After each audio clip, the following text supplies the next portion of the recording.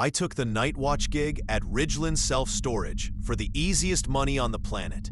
12 fenced acres, one office, 600 identical steel doors. All I had to do was log plate numbers and shoo away raccoons. The first 3 weeks were a soft hum of soda cans and podcasts. Then I found the key. It lay on my desk when I came in. Brass, polished, stamped 00 where the teeth should have been. Completely smooth, like a souvenir Blake nobody ever cut. I asked the day clerk about it in the handoff log. She swore she'd never seen it. I slipped it in my pocket anyway. Free keychain, right? Midnight rounds start at 11:55 so I can finish before the clocks roll over. The golf cart rattled between rows G and H, headlights skating across corrugated metal. Everything looked normal until door G37 caught the beam. It was open 2 inches. Nobody rents G37. The unit's been flagged awaiting repairs since a roof leak months back. I climbed out, tugged my jacket closer against the November chill, and whispered, "Hello?" My own breath fogged back. No answer. I tugged the roll-up higher and shone my flashlight inside. Bare concrete. A folding chair, tipped on its side. In the rear corner, something metal glimmered. A lock identical to the others. But this one had no cylinder, just a smooth oval. Reflex made me fish out the blank key. The shape seemed to rhyme.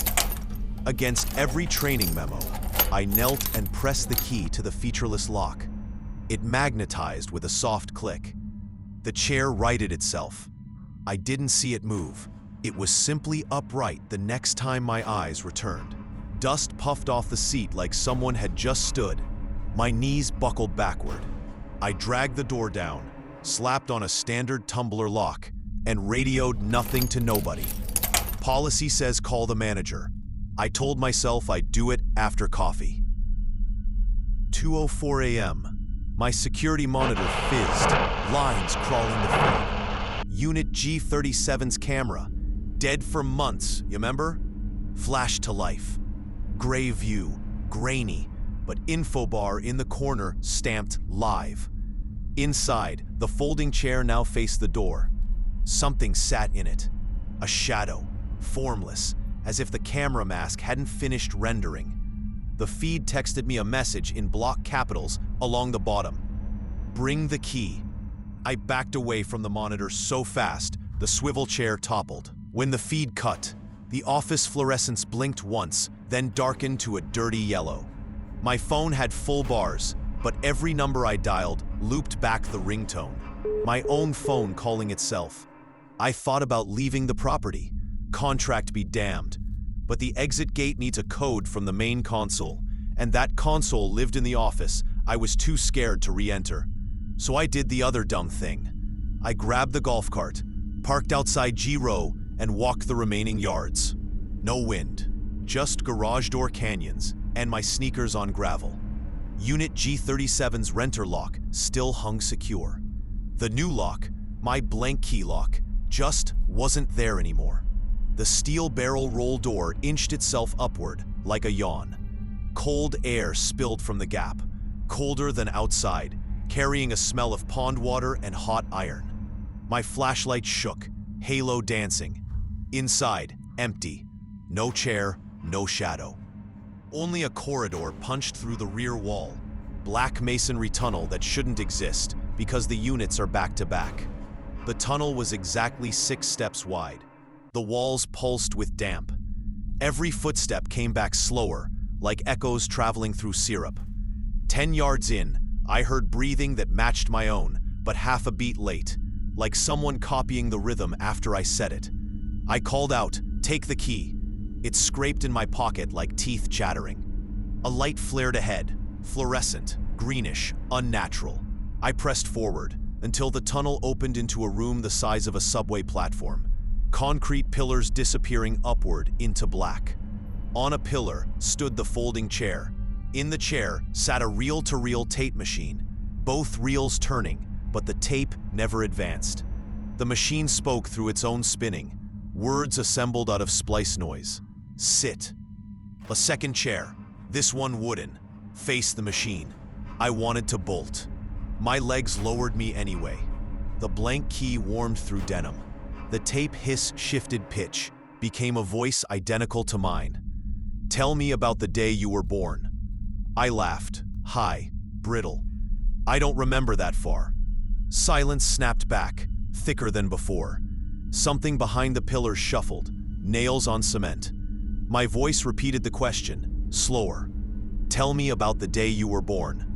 I tried a different answer. Hospital in Dade County, June 3rd.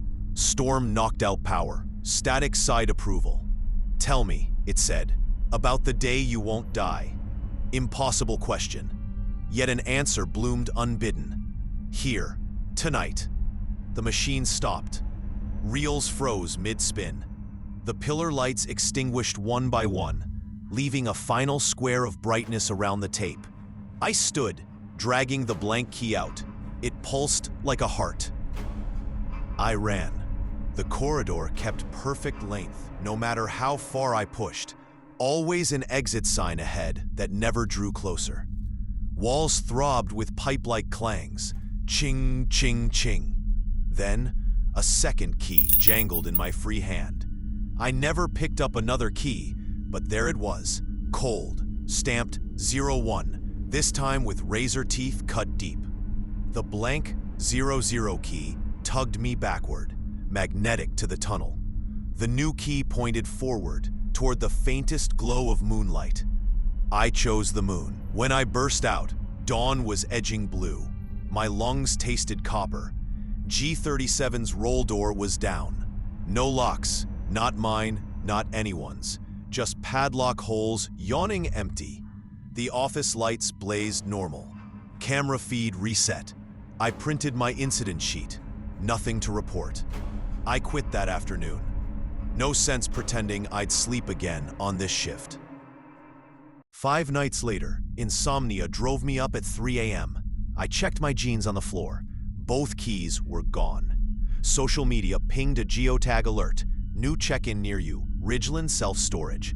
No profile name, just an icon of that reel-to-reel machine. Caption read, "Tell me about the day you won't die." My apartment lights flickered, one by one. In the last bulb's glow, I saw a third key glinting on my kitchen counter, stamped 02. There were teeth on both sides now. Serrated, ready for a lock I haven't seen yet. I haven't slept since. I think that's the point. The blank key opened the first door. The toothed key let me leave.